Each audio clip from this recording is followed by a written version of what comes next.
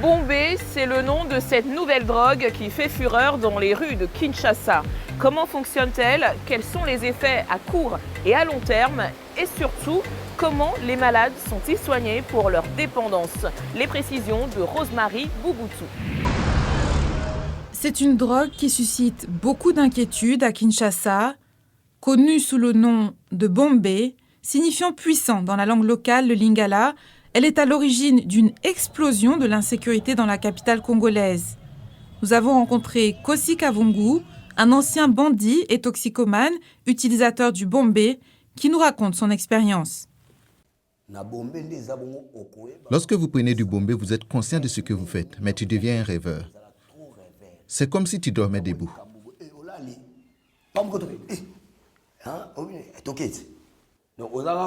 Pendant une descente de police, je me cachais parfois sous un sac, pensant que c'était une bonne cachette.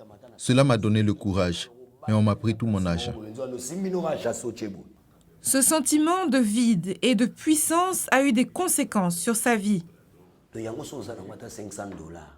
Si tu le prends, même si tu as $500 dans la poche, tu l'achètes jusqu'à ce que tu n'aies plus d'argent. Jusqu'à ce que je vende mes baskets à $35 pour seulement $20. Vous pouvez vous retrouver en sous-vêtements.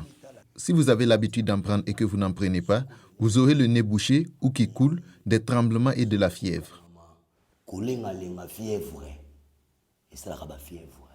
Quelles sont les composantes de cette drogue? Nous avons posé la question à la Fédération congolaise de lutte contre la drogue en RDC. C'est un mélange de plusieurs substances. La première substance qui est utilisée, c'est en fait un dépôt qui se constitue ou qui se forme grâce à la combustion du moteur de véhicule. Certains mélangent avec des compléments alimentaires comme de la neutriline, d'autres mélangent avec des produits comme diazépam ou tramadol. On constate maintenant que sa consommation s'est banalisée. Ça fait déjà quelque temps qu'il y a un groupe de toxicomanes qui en consommaient, mais c'était de moindre acabit. Mais maintenant, ça s'est tellement banalisé et ça a pris de l'ampleur. Et c'est ça, en fait, notre préoccupation aujourd'hui. On se dit, il faut que rapidement des solutions soient prises parce que cette consommation devient de plus en plus banalisée et très dangereuse et surtout, malheureusement, dans les milieux des jeunes. Et c'est ça qui nous inquiète. Le mode d'action et les effets à long terme du Bombé ne sont pas entièrement connus. Mais sa nature hautement addictive est un défi pour les centres de désintoxication. Il est rare ici au Congo que les consommateurs viennent d'eux-mêmes demander un sevrage.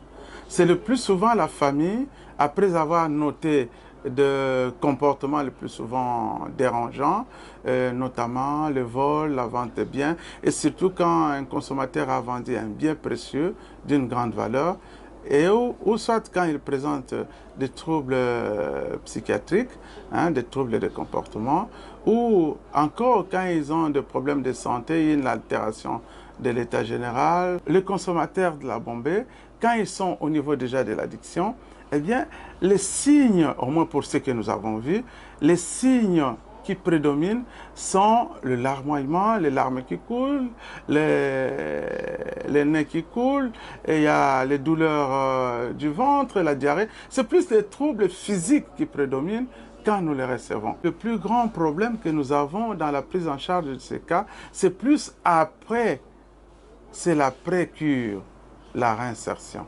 Les toxicomanes sont nombreux à être stigmatisés et il est souvent difficile de les renvoyer chez eux dans un environnement sûr et stable après leur désintoxication. L'accessibilité aux soins est difficile par le fait que le soin coûte quand même cher. Les psychotropes qui sont utilisés pour leurs soins ne sont pas subventionnés, ne sont pas disponibles. Et aussi les culturels, parce que la communauté, bien que la conception est en train d'évoluer petit à petit, pense que ce sont des personnes qui ne pourraient pas être guéries, des personnes qui sont possédées par de mauvais esprits, des personnes entre guillemets pas très utiles. Pour le représentant de la Fédération congolaise de lutte contre les drogues en RDC, le combat ne doit pas être mené uniquement sur le terrain de la législation, et de la répression.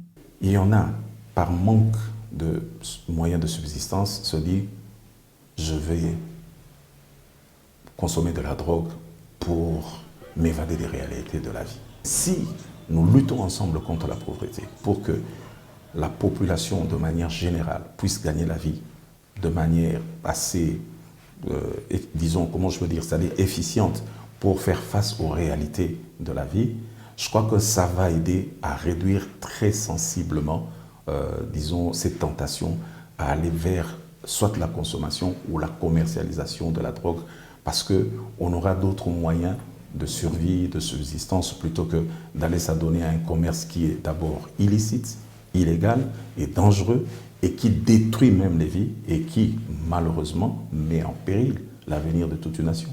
Nous sommes dans un pays qui est très jeune.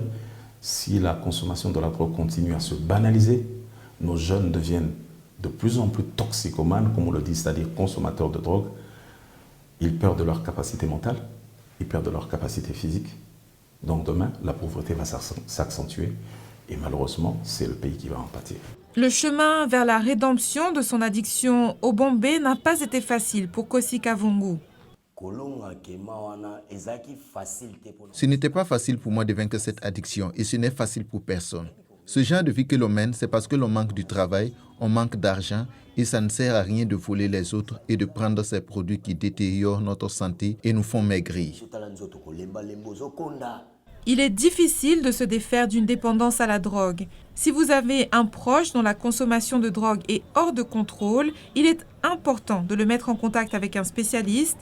Plus tôt il sera suivi, plus grandes seront ses chances de se rétablir à long terme. Observons une courte pause. À notre retour, nous partirons au Kenya à la découverte d'un dispositif, MomCare, qui a été mis en place pour faire face à l'augmentation des grossesses chez les adolescentes lors de la pandémie de Covid-19.